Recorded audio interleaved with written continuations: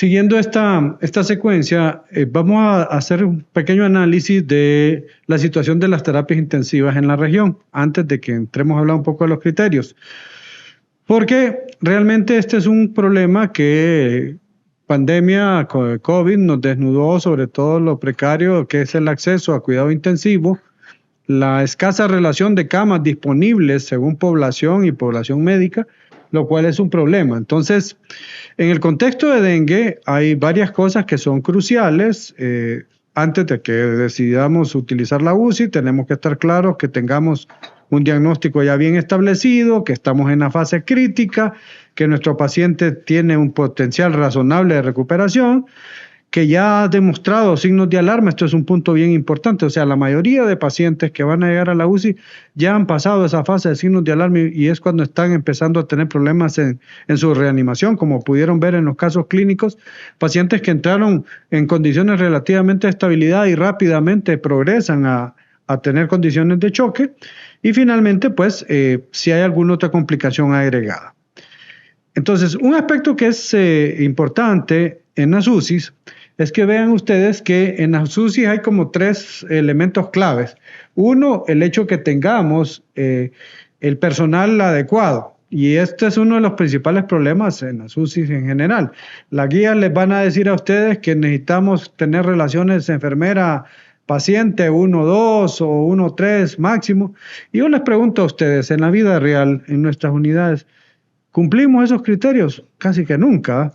Ayer platicaba con un intensivista pediatra acá de Ciudad Guatemala. Tienen una UCI bastante grande, son 50 camas, pero la cantidad de relación de médicos y de enfermeras es realmente, para una unidad tan grande, es pequeña. Entonces, no me quisiera imaginar también las dificultades que ustedes experimentan diariamente. Lo segundo es la necesidad de tener procesos de atención establecidos. Un poco esto que estamos platicando aquí es precisamente esa organización interna que hace que de alguna manera en la UCI sigamos cierta línea de protocolos. Y por último, la necesidad de tener alguna mínima tecnología, ¿verdad? O sea, no podemos estar trabajando tampoco con solo un monitorcito no invasivo y su propia imaginación. O sea, necesitamos algunas cosas mínimas para poder trabajar. Entonces vean ustedes que, por ejemplo, en las guías de atención, en las recomendaciones de las sociedades internacionales, pues nos piden que para tener una UCI tengamos relaciones enfermera-paciente bastante limitadas o enfermera intensivista. Por ejemplo, la relación ideal médico-intensivista-paciente es 1:6 y a veces las unidades tienen 10, 12 camas y lo que hay es un solo médico de guardia. Entonces, esas cosas son parte de la realidad. Lo otro que entonces es importante es que tengamos protocolos claros de reanimación y de admisión donde podamos hacer prioridad. En general, los pacientes con dengue, con choque, entran dentro de este grupo que llamamos de prioridad 1 o prioridad 2, sobre todo si hay comorbilidades asociadas. En un estudio muy bonito que se publicó en América Latina, hicieron como una revisión de cómo andan las unidades y en general las unidades en América Latina, vean ustedes que en general aquí las UCIs en Latinoamérica son multidisciplinarias, o sea, ahí tenemos de todo, trauma, enfermedades médicas, embarazadas, etcétera, etcétera. Entonces eso hace que esas UCIs no podamos como que diferenciarlas tanto a especializarlas o hacerlas de enfermedades infecciosas y demás. Entonces muchas veces el dengue cae en un contexto de unidades cargadas. Lo segundo es que necesitamos camas disponibles, o sea, los días de ocupación pueden ser cortos y una de las cosas que se prioriza en el contexto de dengue es que el paciente tenga un recambio rápido, es decir, que entre, se controle, se estabilice y pueda egresar para que esa cama pueda estar disponible. Entonces, haciendo un poco más de definición en el contexto de dengue, para ingresar a cuidado intensivo, como nos mencionaba el doctor David hace un momento, primero, pues, obviamente que cumpla criterios de choque, ¿verdad? O sea, eso es fundamental. Segundo, que tenga dificultad respiratoria que requiera algún tipo de soporte. Llámenlo ustedes alto flujo de oxígeno, llámenlo ustedes ventilación mecánica no invasiva o ventilación invasiva si es el caso. Pacientes que tengan sangrado masivo o un sangrado importante que ponga en peligro la vida debe considerarse para la admisión al ingreso a la UCI y finalmente los pacientes que tengan alguna falla de órgano. Esto es fundamental. Entonces, en alguna medida, ustedes verán que en el contexto de dengue, principalmente, vamos a tener pacientes en los cuales, por ejemplo, estuvieron en la fase de reanimación en urgencia, pasaron las cargas de fluidos y continúan teniendo problemas de perfusión. Idealmente, esos pacientes que vamos a empezar a ponerles vasopresores o ese tipo de cosas deberían entrar a UCI de una manera inmediata. Probablemente en la vida real no todos van a entrar porque no hay camas disponibles, entonces toca hacer esa UCI sin paredes en las unidades de atención donde estamos en emergencia o en las unidades de estabilización para dengue. Hablábamos también de que los pacientes que hacen dificultad respiratoria o hipoxemia puede ser por los dos extremos, ya sea porque hacen ARS y hacen falla respiratoria hipoxémica y hay que intubarlos, o aquellos pacientes en los que nos pasamos de frenada y los congestionamos y terminan ventilados. El año pasado nosotros tuvimos bastantes ingresos de ese tipo, que se fueron al otro extremo, que fueron sobre reanimados, que hubo que ventilarlos un par de días mientras se llevaban a balance negativo y se lograban sacar del ventilador. Pacientes con sangrado masivo asociado a dengue es menos frecuente, pero cuando se presenta es complejo. Entonces podemos tener pacientes con sangrado del sistema nervioso central. El sangrado ginecológico o obstétrico grave es importante, eso se le da prioridad. Las embarazadas deben tener prioridad para ingreso a UCI, sobre todo cuando están en condición de choque. Y por supuesto los pacientes que pudieran hacer cualquiera de las fallas, ya sea falla hepática aguda, ya sea afectación del sistema nervioso central, meningoencefalitis, que se puede ver, los pacientes que hacen falla cardíaca aguda por miocarditis, o pacientes que tienen afectación renal por glomerulonefritis o síndrome urémico hemolítico o PTT. Entonces vean ustedes que aunque estas complicaciones de abajo sean menos frecuentes, cuando aparecen también son importantes.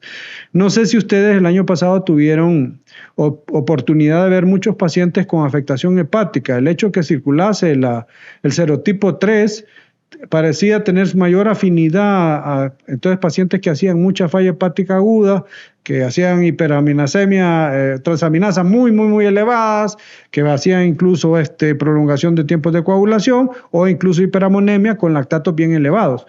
Y eran pacientes que observábamos que no tenían, por ejemplo, la explicación de que hubieran estado chocados o que no hubieran sido reanimados oportunamente. Y vimos bastante de esto. Pensándolo en retrospectiva, nosotros tuvimos un par de defunciones de este tipo, pacientes que llegaron con lactatos jóvenes, 17, 18, el tanque muy bien cargado, la bomba bien, pero el hígado tronado y que terminaron falleciendo de falla hepática. Nosotros en aquel momento estábamos empezando con las terapias de soporte extracorpóreo lentas. Entonces, en retrospectiva, ya cuando empezamos a hacer esta revisión, probablemente esos pacientes igual hubiéramos considerado meterlos a hemofiltración o a terapias de soporte hepático, porque realmente no tenemos mucha opción, o sea, no hay muchas cosas y en lo escrito realmente es bien limitado lo que hay en la literatura para este tipo de presentación. Entonces, recuerden ustedes, y esto es un punto que siempre hay que recordar, que ningún paciente que se choca no ha pasado por esta parte. O sea, los signos de alarma son cruciales y sobre todo si ustedes, por ejemplo, tienen pacientes de un grupo de riesgo que ustedes saben que va a tener más riesgo para chocarse rápidamente como una embarazada con signos de alarma, hay que tener muy en cuenta eso. ¿Y cuáles son los signos de alarma, digamos, que tienen mayor valor predictivo? El dolor abdominal, por supuesto, las alteraciones de la perfusión que tienen que ver con el estado del sensorio y las presencias de sangrado. Entonces, esas son como banderas rojas que nos tienen que llamar la atención. Entonces, una vez que decidimos admitirlo a la UCI, pues bueno, vamos a considerar que ese paciente tiene que tener una hematología completa, vamos a evaluar bien cómo está el estado de coagulación, vamos a ver la función renal y hepática y por supuesto los equilibrios ácido-base y electrolíticos. Es importante que hayamos utilizado algún método de confirmación del diagnóstico de dengue para poder ir haciendo bien la secuencia del diagnóstico diferencial.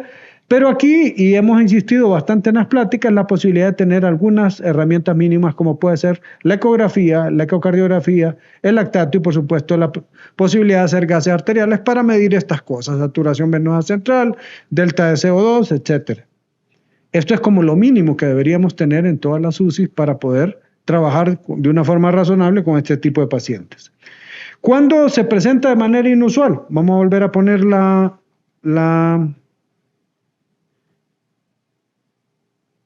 aquí la lupa. Vean ustedes que sobre todo, y creo que también ustedes habrán tenido posibilidades de ver, por ejemplo, pacientes con encefalitis o sangrado del sistema nervioso central por dengue.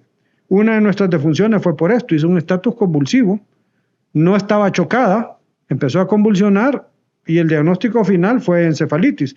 Tenía una tomografía totalmente limpia. Estos pacientes normalmente requieren tratamiento de soporte, se intuban, se les pone con medicación antiepiléptica y a veces pueden hacer edema cerebral severo y muchas veces es la causa de muerte. Es infrecuente, pero está descrito como lo que llamamos síndrome de dengue extendido. En el aspecto gastrointestinal, como platicábamos, la afectación hepática aguda es importante, pero también podemos ver colecistitis alitiásica o podemos ver pancreatitis aguda. También son parte de esas presentaciones inusuales y como ustedes pueden ver aquí, siempre el tratamiento generalmente es de soporte, o sea, no hay nada específico al respecto. ¿Qué pasa cuando hacen falla renal no asociada a choque? Por ejemplo, el síndrome urémico hemolítico, la púrpura trombocitopénica trombótica. Es importante establecer el diagnóstico, acordarnos de hacer un frotis de sangre periférico si estamos teniendo la sospecha y por supuesto el reemplazo renal, los diuréticos, la reanimación son puntos claves.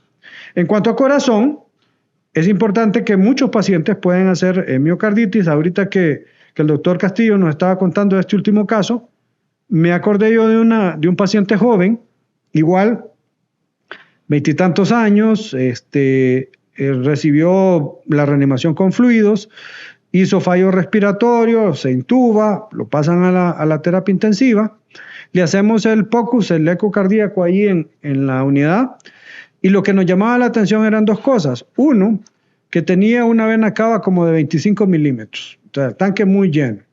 Al ponerle el transductor sobre corazón, ya una reducción cualitativa importante de la contractilidad. Como cuando ustedes ven esos corazones que no se mueven bien y estamos hablando de un chaval de 25 años. Ok, entonces, ¿qué nos sugeriría, digamos, el sentido común y un poco la guía ahora? Bueno, ese paciente no estaba hipotenso, no ocupaba vasopresores, entonces dijimos, bueno, vamos a poner inotrópico. Bien, pusimos dobutamina, empezamos con 2.5 microgramos kilo. ¿Qué creen que pasó? Se hipertensó y empezó más bien a hacer taquicardia refleja y con arritmias, hizo una fibrilación auricular de respuesta rápida. ¿Qué hacemos ahí entonces? ¿Qué nos queda? Pues que el inodilatador. Entonces ahí se quita la dobutamina, introducimos mirrinone. Pero fue increíble el eco primero y el eco después de mirrinone y con dosis bajitas, 0.3 microgramos kilo minuto. Ese paciente a las 24 horas estaba estubado, la vena cava normal, los pulmones limpios y al día siguiente estaba saliendo de la UCI. Le hicimos curva enzimática, sí llegó a elevar troponinas y le hicimos controles a las 4 o 6 semanas, una miocarditis por dengue. Extraño, no frecuente, pero puede aparecer y es importante que ustedes lo tengan en cuenta. Finalmente, una pinceladita en las embarazadas. ¿Qué es lo que pasa con las embarazadas? Las embarazadas, en general, no se diferencia mucho el tratamiento de la mujer no embarazada. El tema aquí importante es conocer la fisiología del embarazo, porque hay momentos donde el volumen intravascular efectivo es crítico. Entonces, veamos a ver algunas recomendaciones generales. En términos generales, el tratamiento no va a diferir mucho, pero sin embargo, sí hay que tener en cuenta que el choque prolongado sí puede comprometer la circulación fetal.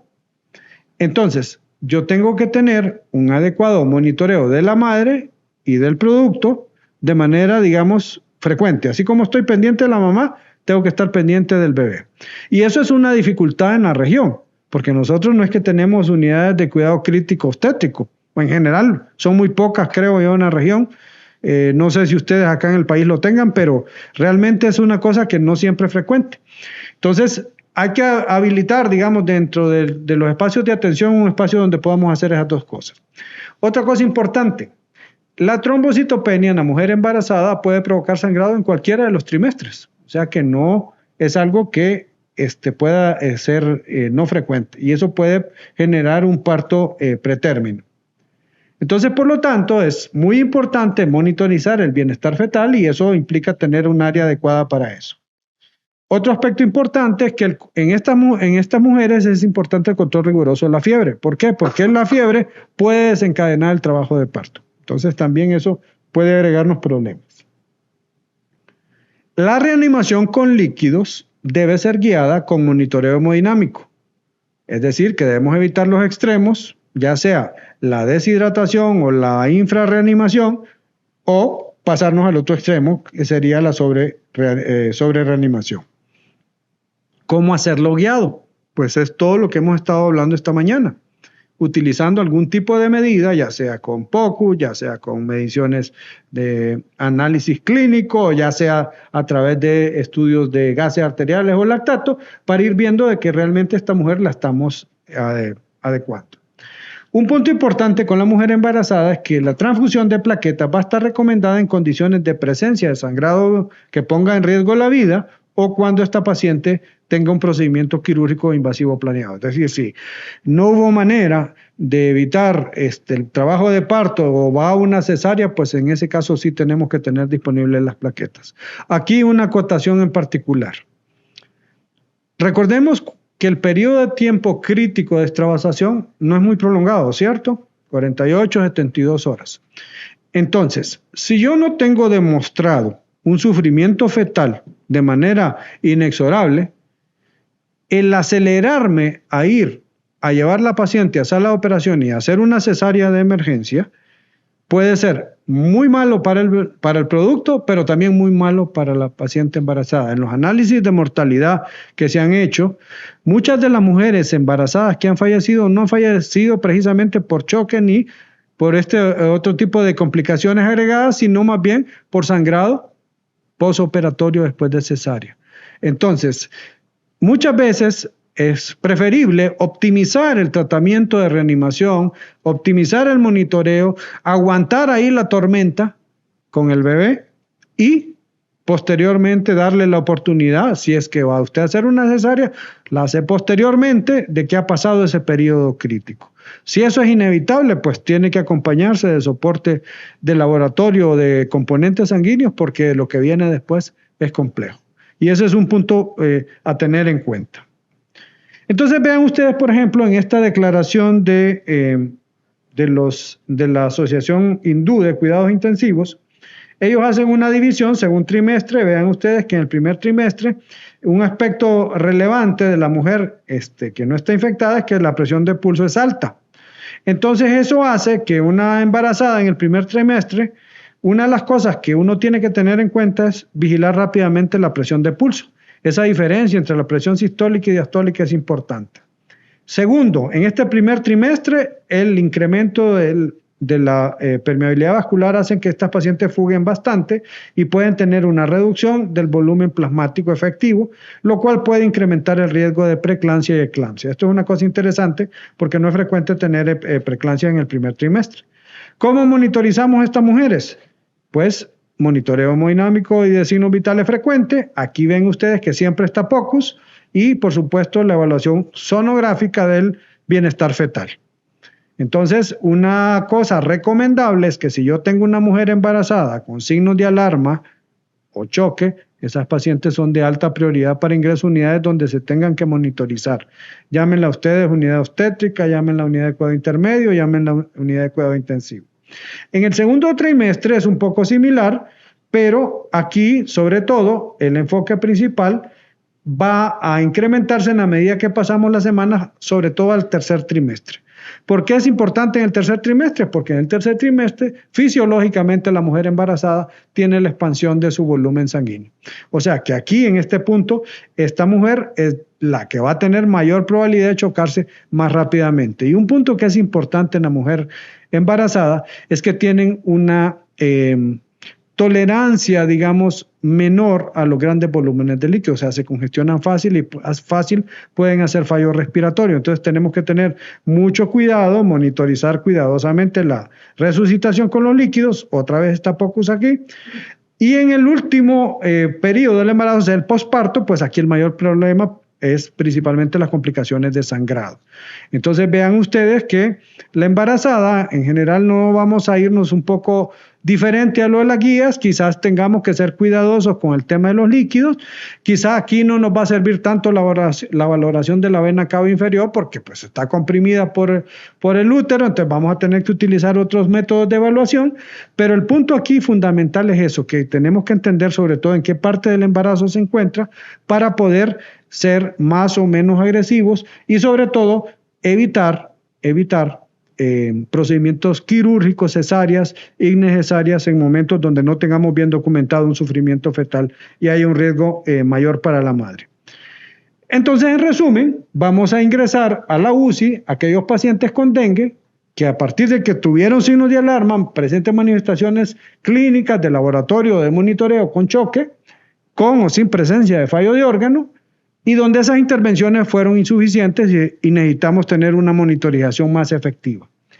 El egreso de esos pacientes va a estar condicionado cuando lo estabilicemos la causa por la que lo ingresamos. Es decir, si hay una falla orgánica, esa falla se estabilizó, pasaron 24 horas. Si el paciente ocupó vasopresores, etcétera, etcétera, ya está en una fase donde ya se retiraron, ya está en fase de recuperación, ya tiene estabilidad del hematocrito, ya no hay necesidad de oxígeno suplementario, etcétera, etcétera. Esos pacientes los vamos a egresar precisamente una vez que estabilizamos las condiciones por las cuales finalmente entró.